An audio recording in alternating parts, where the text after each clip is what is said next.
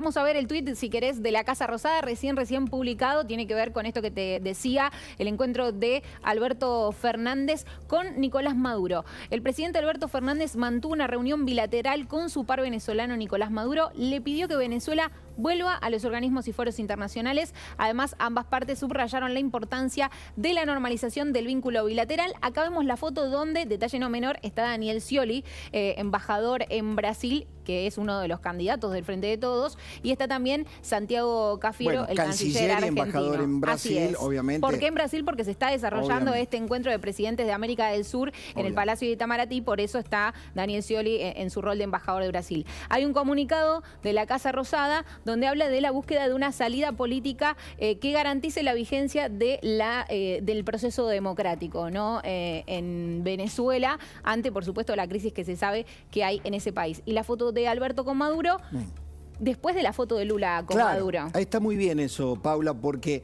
la foto de Alberto con Maduro, y es lo que charlábamos con Paulino, viene después de la foto de Lula con Maduro. No sé si la tenemos a la foto. El que lo habilita, entre comillas, a Maduro es Lula. Lula lo invita, Lula se saca una foto, Lula habla del proceso democrático. Lula está blanqueando a Maduro. Perdón, y otra cosa que te sumo, tanto Lula como Alberto Fernández pidieron que se le quiten las sanciones económicas contra Venezuela. Exactamente. Algo de lo que en su momento pasaba con Cuba, ¿no? Entonces, el argumento de la Realpolitik brasileña, en este caso de Lula, es: si no pudieron con el aislamiento, al menos intentemos ahora con el abrazo del oso, con el acercamiento. Es un argumento con sus peligros, ¿no? Acá está. Acá está la foto, ¿no? Las consideraciones de Lula para con Maduro, esta rehabilitación de alguien que estaba contra las cuerdas a nivel internacional. Absolutamente aislado. Maduro, su séquito, sus colaboradores, los miembros de su régimen, perseguidos por las instancias internacionales, por Estados Unidos, ¿no? Buscando las fortunas de testaferros dispersos por diversas partes del mundo. Claro, hace poco, muy bien, el dato que me recuerda a Gustavo, no vino la Argentina por el temor que representaba que pudiera haber alguna acción judicial, Javi. Claro, fue la denuncia que hizo Patricia Bullrich, que advirtió que si Maduro pisaba suelo argentino, iba a terminar detenido. En Brasil no pasó lo mismo. De hecho, ahí lo vemos con Lula, ¿no? Sí, para la cumbre de la CELAC. Claro, nuestra tendencia a argentinizar todo, a ver todo desde nuestro molde de cabotaje. Está bien, Alberto se reúne con Maduro porque en realidad le quiere coquetear con Cristina. No, esto podría haber sido en otra instancia, en la primera parte del gobierno de Alberto Fernández, cuando se camuflaba con Cristina, quería ser más cristinista que Cristina. Entonces le seguía el libreto del kirchnerismo duro. No. Esto lo hace porque lo dicta su amigo Lula. Vamos a ir a hablar con un hombre que sabe, que sigue esto a pie juntilla permanentemente, cómo se analiza en el mundo, cómo se está observando a Lula en el mundo. No a Alberto, por cierto, a Lula. Y a esta habilitación o blanqueo del dictador Nicolás Maduro. Que es el doctor Daniel Sobato, que está en contacto con nosotros. Daniel, querido, ¿cómo estás? Buenas tardes. Muy buenas tardes, Pablo. Gracias por la invitación. Generó mucha tela para cortar y generó ríos de tinta la posición de Lula. Contame cómo se ve en los foros internacionales. Sí, claramente generó una reacción en muchos ámbitos muy negativa. De mi parte también yo he sido muy crítico de cómo recibió y con las palabras que recibió a Maduro. No criticamos, ni la crítica ha sido por haber invitado a Maduro a esta reunión. Eso es entendible. Lo que no es entendible es el discurso que tuvo y el hecho de calificar que lo que estaba pasando en Venezuela era producto de una narrativa construida y de prejuicios, sin mencionar la grosera violación de derechos humanos, sin mencionar la investigación que está llevando adelante la Corte Penal Internacional por crímenes de lesa humanidad y sin mencionar los 7 millones de venezolanos que han tenido que abandonar Venezuela, precisamente porque no se trata de una narrativa, sino que se trata de una verdadera crisis humanitaria. Así que no han sido bienvenidas las palabras, creo que fue un inicio fallido. El propio presidente Luis Lacalle Pou se lo reclamó de manera directa, diciendo no estábamos enterados de que tú ibas a recibir primero a Maduro, que ibas a tener esas declaraciones de previo a esta reunión de mandatarios de América del Sur. Y bueno, vamos a ver ahora cómo repone Lula este inicio fallido. Creo que se van a tratar de rescatar a través de una declaración final que todavía no ha salido del horno, que creo que saldrá en las próximas horas, pero no era la mejor manera de iniciar este proceso. Ya te quiero preguntar por Alberto Fernández y cómo se ve esto, pero ya descarto o imagino tu respuesta. Pero me interesa antes saber qué Lula es este que estamos observando. No era el Lula que muchos esperaban. Es un Lula pragmático con una nueva configuración geopolítica del mundo que está llevando a Brasil a un cambio inteligente, entre comillas. Mira, lo que estamos viendo es, después de los 4 años de aislamiento que sufrió Brasil durante el gobierno de Jair Bolsonaro, Lula vino con la idea de volver a reinsertar a Brasil en el escenario internacional, como lo había hecho en sus 2 primeras presidencias. Y de una manera u otra, si bien tiene un canciller en Itamaraty, tiene a su gran asesor de toda la vida, que es Celso Amorín, guiando estos movimientos. Yo creo que está patinando. Patinó con el tema de las declaraciones que dio de regreso a su viaje a China, que le generaron un fuerte dolor de cabeza con Estados Unidos. No ha calado su propuesta de mediación frente a la invasión rusa en Ucrania. Ha quedado de momento detenida. Y ahora ha lanzado esta iniciativa que, vuelvo a decir, es muy importante, Pablo, que en América del Sur, que es una unidad geopolítica, América Latina no es una unidad geopolítica, pero América del Sur sí. Son 450 millones de personas, somos la 5ª economía mundial si estuviéramos juntos y necesitamos actuar con una sola voz.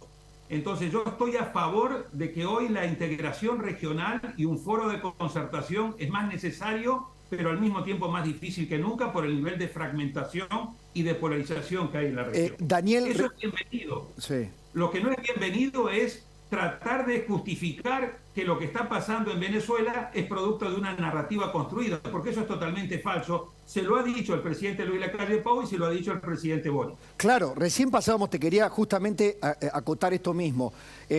¿Podemos pasar de nuevo lo que dijo Boric? Me ha sorprendido, lo compartíamos hace un ratito aquí. El presidente Boric ha dejado en offside, para usar un término futbolístico, a nuestro propio presidente por los argumentos que ha usado. Un presidente de izquierda que le dice bienvenida a Venezuela. Ahora, señor Maduro, esto no significa un cheque en blanco para usted. Lo podemos compartir. Boric, hace un ratito. Es necesario hacerse cargo de que para muchos de nosotros es la primera oportunidad que tenemos de compartir en un mismo espacio multilateral con el presidente de Venezuela, Nicolás Maduro. Y que, la verdad, nos alegra que Venezuela retorne a las instancias multilaterales, porque creemos que en estos espacios es donde se resuelven los problemas y no con declaraciones en donde solamente nos atacamos los unos a los otros. Eso, sin embargo, no puede significar meter debajo de la alfombra o hacer la vista gorda frente a temas que para nosotros son de principios e importantes. Y ahí yo manifesté respetuosamente que tenía una discrepancia con lo que señaló el presidente Lula el día de ayer, en el sentido en que la situación de derechos humanos en Venezuela era una construcción narrativa.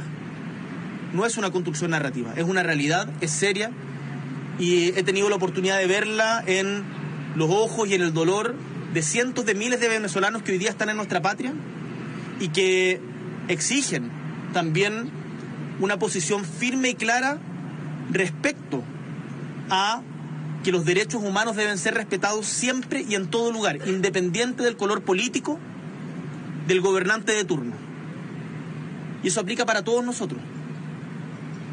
Y eso, desde nuestro punto de vista, como gobierno chileno y en particular yo como un presidente de izquierda, creo que era importante manifestarlo de frente a Nicolás Maduro en esta primera oportunidad que teníamos de encontrarnos. ¿Cómo deja parado esto la pseudo izquierda argentina y peronista y kirchnerista, ¿no? Esto deja muy mal parada, y la digo así, a la pseudo izquierda, el progresismo kirchnerista falso, por cierto, que tiene una mirada tuerta sobre los derechos humanos, una mirada conveniente, una mirada parcial, harto conocida acá en la Argentina, Daniel. Sí, Pablo, y además hay que poner este tema en contexto. Hay que ponerlo en contexto regional porque de una manera u otra el regreso de Maduro a América Latina y a Sudamérica venía ya de hace unos años. Recuerda que Maduro fue invitado por Andrés Manuel López Obrador en la reunión de CELAC del 2021 y fue recibido con honores junto con Díaz-Canel. Sí. Recuerda que también fue invitado a la reunión de CELAC de enero de este año por el propio Alberto Fernández, que no vino precisamente por su temor a ser detenido. Exacto. Y ahora, entonces este no es el primer acto. No. Han sido varios intentos de reinsertarlo, pero también, para ser justos, hay que ponerle el dedo a Estados Unidos, porque Estados Unidos tiene una mirada esquizofrénica. Por un lado sigue ofreciendo 15 millones de dólares de recompensa para la captura de Maduro, y por el otro lado Biden está negociando con Maduro porque necesita energía barata. Claro, por el petróleo. El petróleo. Y también la propia Unión Europea, que está buscando restablecer relaciones porque necesita desesperadamente de que Venezuela vaya, de que Cuba, Borrell acaba de estar en Cuba, para la cumbre de CELAC y de la Unión Europea del 17 y 18 de julio. Entonces, hay una mirada muy transaccional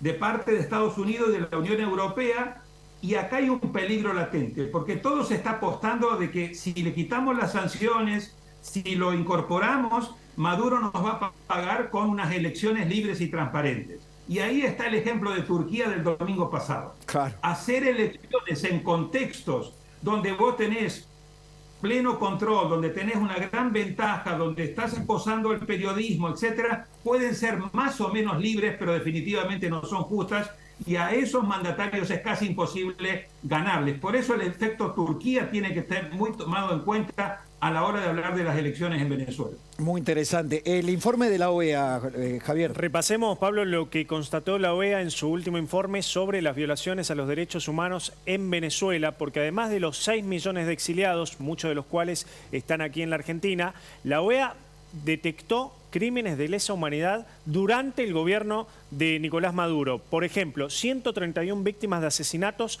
durante las protestas entre 2014 y 2017. Más de 12.000 venezolanos encarcelados arbitrariamente. 289 casos de torturas durante el gobierno de Maduro. También más de 1.300 opositores detenidos arbitrariamente y 8.292 ejecuciones extrajudiciales desde el año 2015. Está claro, Pablo, lo veíamos a Boric, que se puede ser de izquierda y coherente con una política de derechos humanos independientemente del color político, ¿no? Dame una última impresión sobre, a ver, lo que está haciendo nuestro presidente Alberto Fernández, ¿es seguidismo de Lula o seguidismo de Cristina? ¿Tiene alguna estrategia lo de Argentina, en este caso, lo del gobierno? Tres cosas muy puntuales. Primero, lo que dijo Felipe González en la presentación de un informe que narra precisamente las violaciones de derechos humanos y las torturas esta semana, elaborado por Casal. Dijo, no se puede blanquear lo que es imposible de blanquear. Y es un poco lo que han tratado de hacer de una manera u otra Lula y Alberto Fernández, queriendo blanquear una situación que es totalmente insostenible, que tiene que ver con derechos humanos. Segundo elemento muy importante, en esto no tiene que ver la ideología. Qué coincidencia tan importante que tienen una misma mirada Luis Lacalle Pou desde el centro derecha y Boric desde el centro izquierda. ¿Por qué? Porque son dos presidentes muy honestos que están diciendo el tema de derechos humanos no pasa por izquierda o derecha, todos tenemos que respetarlo. Tal cual. Y en ese contexto Argentina vuelve a quedar muy mal parada, porque de una manera u otra ni es original, Pablo, porque en última instancia, viste, vos podrías estar equivocado pero tener la originalidad. Va totalmente detrás, arrastrando la posición de Lula, y eso realmente nos hace mucho mal como país, porque yo creo que se puede ser muy valiente, muy sincero, muy pragmático en recibir a Maduro, diciéndole bienvenido, es importante que usted esté acá, pero vamos a hablar con mucha franqueza Tal cual. y no terminar secundando una situación que es totalmente insostenible. Brillante como siempre, gracias por tu aporte que nos ayuda a pensar, Daniel. Un abrazo grande.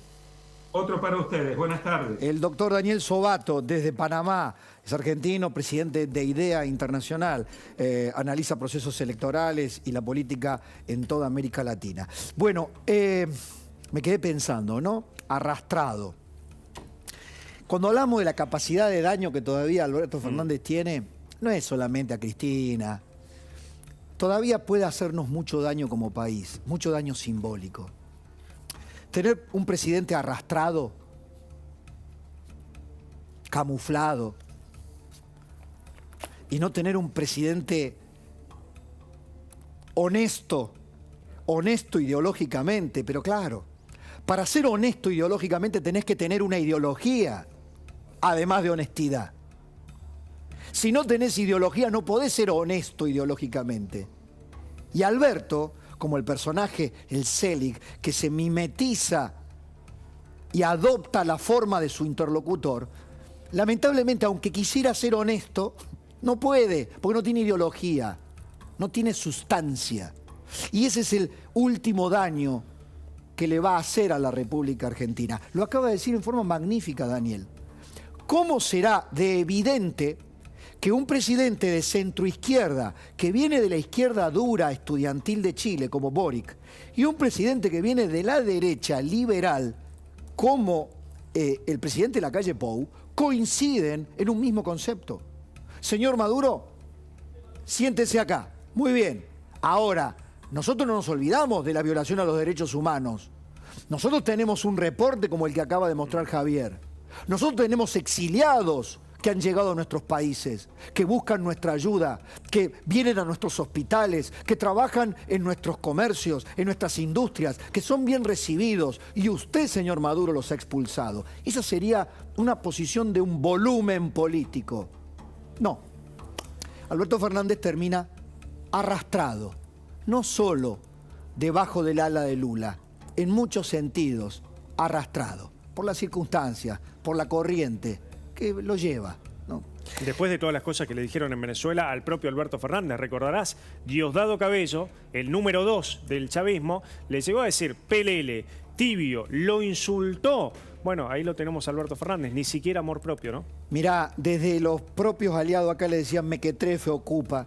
Cuando sos un depositario de la mitad del diccionario en los adjetivos, y algo hay, ¿viste? Cuando el río suena, agua trae, dicen, Sí.